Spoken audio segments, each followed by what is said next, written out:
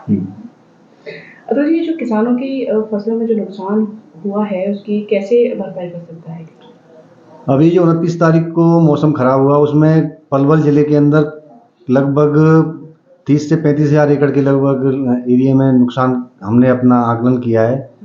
और जो फसल का नुकसान है उसके लिए दो प्रोविज़न है सरकार के माध्यम से, एक फसल बीमा के माध्यम से और एक ई क्षतिपूर्ति जो सरकार का खुद का पोर्टल है।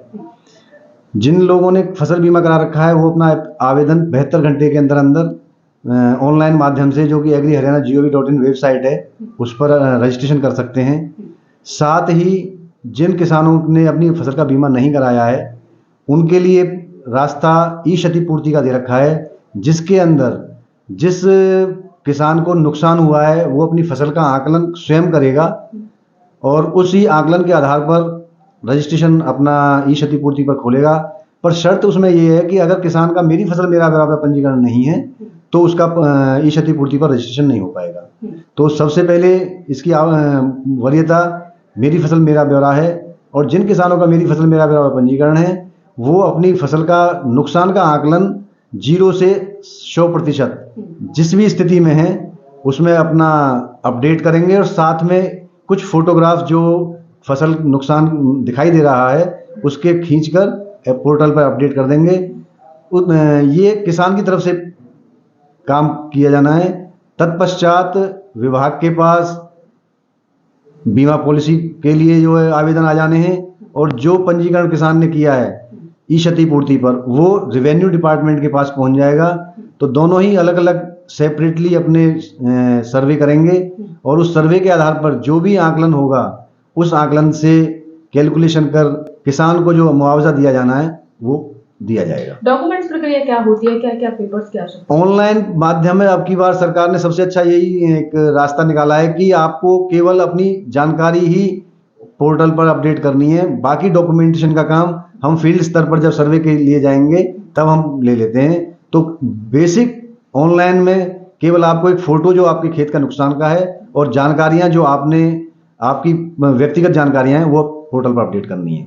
तो क्या इसके लिए कोई खाता संख्या की आवश्यकता होती है, आधार कार्ड की आवश्यकता होती है, किस तरह? पिछले सत्रों में तो इन चीज़ों की आवश्यकता पड़ती थी, लेकिन अब की बार फैमिली आईडी को लिंक कर दिया गया है मेरी फसल मेरा ब्यौरा से। तो इस कंडीशन में डाटा वो फैमिली आईडी से उठा लेता है। अभी रिसेंटली कुछ फैमिली आईडियों में करेक्शन चल रही है, जिसके कारण वर्तमान में भी आपको अपना आधार कार्ड ऑनलाइन रजिस्ट्रेशन करेंगे तब, और उसके बाद फिर बैंक डिटेल जब आप पंजीकरण प्रोसेस में अंदर चले जाएंगे तब इनको अपडेट करना जरूरी है, क्योंकि अगर कोई वेरिएशन रहेगा तो उसको जस्टिफाई करके टिक कर लिया जाएगा, राइट कर लिया जाएगा।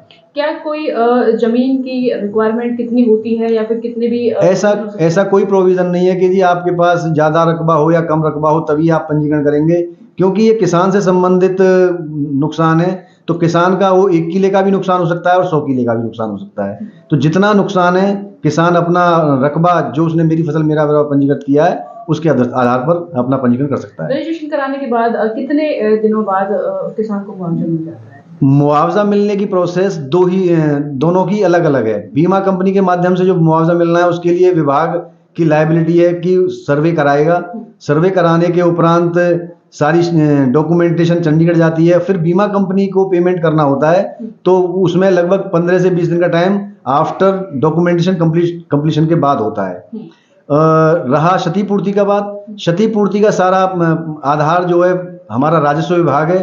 तो राजस्व विभाग के कर्मचारी, वो पटवारी हो, तहसीलदार हो, नायब तहसीलदार हो, उनके द्वारा सत्यापित होने के बाद सारी इंफॉर्मेशन, सारी जानकारियां पंचकुला भेज दी जाती हैं, और उसके बाद फिर वो पेमेंट की प्रोसेस में जाता है। आखिरी तारीख कौन सी है रजिस्ट्रेशन की? किसान कब तक रजिस्ट्रेशन कर सकता है? जैसे कि 29 तारीख को बारिश हुई है तो हमारा 1 तारीख इसके लिए लास्ट डेट थी, क्योंकि 72 घंटे का टाइम 1 तारीख को कंप्लीट हो जाता है। ई क्षतिपूर्ति पोर्टल अभी भी खुला हुआ है। जो किसान अपना पंजीकरण नहीं करा पाए हैं उनसे अनुरोध है कि वो अपना पंजीकरण करा सकते हैं।